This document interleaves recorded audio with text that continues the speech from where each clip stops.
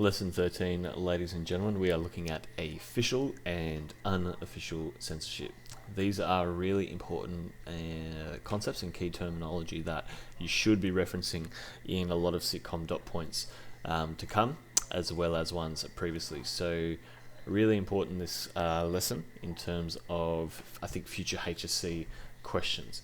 So I'll talk about what the difference between official and unofficial censorship is, but first we really need to unpack what censorship is in general. So if we look back to last lesson, last two lessons, we touched on this idea of censorship a little bit, but to give you guys a hardcore definition, here it is.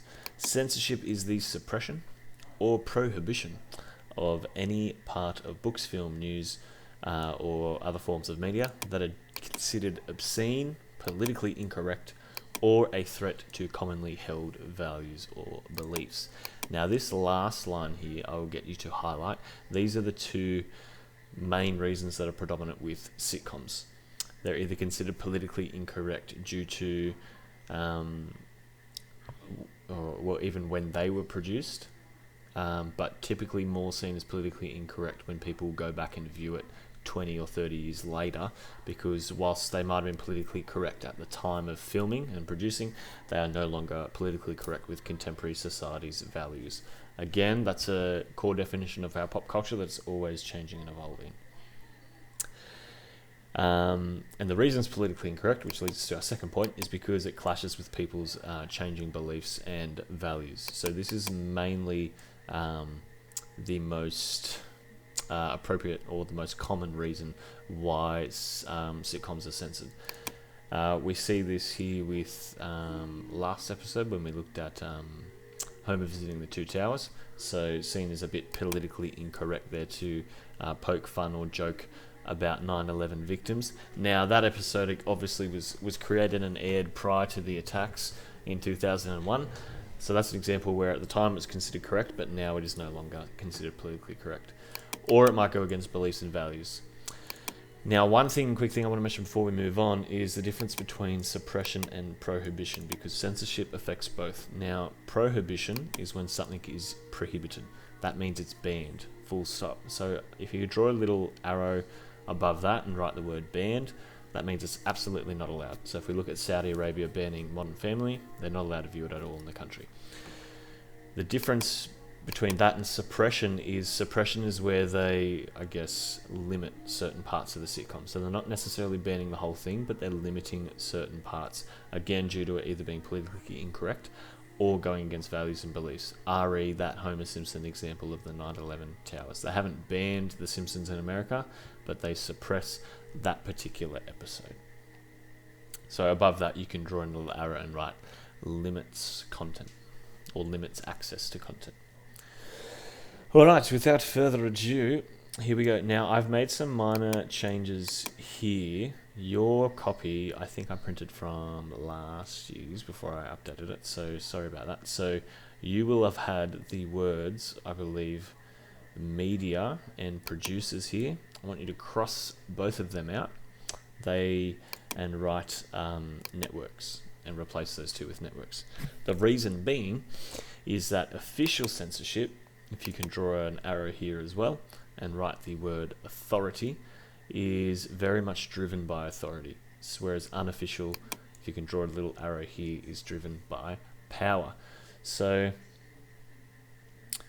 official censorship. So the most obvious form of official censorship is the government. We've looked at this previously with an example here on enforcing censorship laws regarding that Twin Towers example.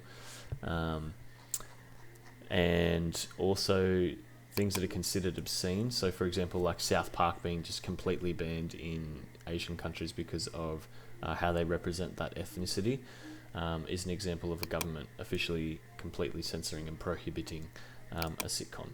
The networks also have authority. Now they have power as well, but we know that power is linked to authority, and you can't have one without the other. When we're talking about authority, that is, you can have power on its own, but authority is the legitimate use of power.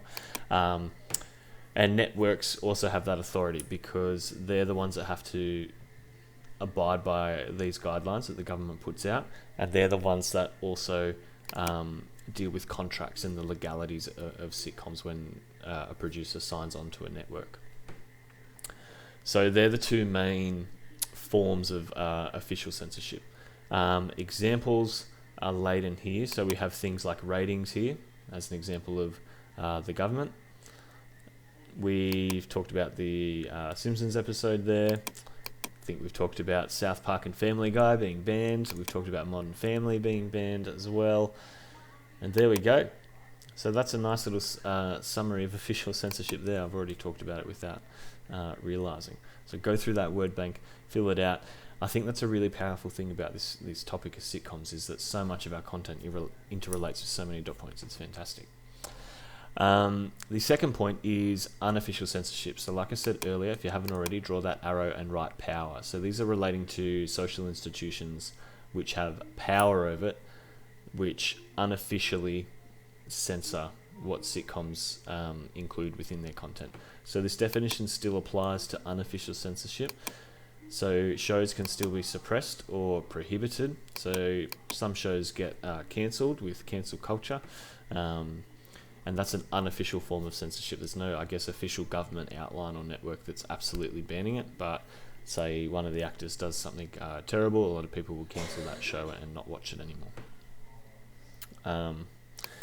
Same way that people might suppress certain episodes or content that they don't agree with because it clashes with their values and beliefs, which is the main thing. So institutional power, for example, reflects society's values. Blank, what do you think that word is? Fill it in. And culture, as sitcoms are predominantly influenced by culture. So the idea, in a nutshell, is that you're not going to have any sitcoms that go against the grain of our core fundamental beliefs as a Western society. So you never really see, yes, you do see sitcoms making political commentary, but you're not going to have a representation of, say, a sitcom family in a communist country all living happily and having a good time, because that would go against the core beliefs and values of Western democracy and capitalism and things like that. So a bit of a deep topic there. But if you can draw an arrow here and write, this also extends to normal values and beliefs, I guess, within families, when we're linking back up to this kind of idea here that the values impressed upon you by your parents or your peers will definitely influence the type of sitcoms you watch. And that can also even feed into this dot point where we look at tensions between producers and consumers. So that unofficial censorship of consumers, and write that there, yeah, unofficial censorship of consumers. I like that. In terms of they're not going to be able to want to watch things that clash with their values and beliefs. So they're suppressing or prohibiting themselves or their family or their friends from watching a certain show. The other thing as well is that nations have unofficial censorships in the way that they reflect the culture in which they were created. So American sitcoms, as an example, tend to have more sexualized humor. There you go. I gave you an answer there. I hope that's actually in the word bank there. Oh, it is. Good. I just guessed there. I guess I wrote this so I'd know it, right? Whereas if you look at British sitcoms, they tend to focus their sitcoms more around the mundanity of life or awkward situations. So things like IT Crowd and Black Books have very limited, if any, sexual references at all, because the British kind of comedy style doesn't revolve around that over-sexualized culture. Whereas in any American sitcom, the butt of all the jokes are sexual in nature. So that's I guess an unofficial censorship, because it's controlling how that sitcom is made, and it's again lining to those contemporary values and beliefs around British culture versus, say, American culture, and what they find funny or not will influence how they watch it. And it'll also influence that consumer feedback that they give to the producers and consumers. The other way in which sitcoms are kind of suppressed now, and that impact of censorship, is that in contemporary sitcoms, the audience, or the contemporary audience of sitcoms, are now really aware of ethnic and racial diversity, proper gender, and equal representation between men and women, and proper representation of ethnicities as well that aren't based any more on those dogged stereotypes that were in previous sitcoms. So usually in modern day sitcoms, you have like Brooklyn Nine-Nine, for example. They don't use sexist jokes for a punchline. They actually call it out. But older sitcoms like How I Met Your Mother, they do it in almost every episode. So you can see that unofficial censorship there in the way that current sitcoms are really trying to align and reflect those contemporary values. I want you to have a crack at these two questions, but I also want you to watch these two clips. I'll post a link in the lesson talk, but this is looking at the humour comparison, so between two sitcoms, so a British one and an American one. So they're two short clips. They're both very funny, and you can see in one the British sort of humour comparison with the American one. So watch those two clips, and then answer those two questions. And that's it. So here you just have one line for each concept. So how could the following concepts impact censorship in sitcoms? Family, media, globalization. Just quickly, briefly list them all. So write family here, media here, globalization here, dash, dash, dash, and then answer those. And what impact could technology and online mechanisms have on the censorship of sitcoms? I can think of a particular example, but I'll leave that up to you. Anyway, thank you very much. Hope you enjoyed your lesson. I'll see you in the next one.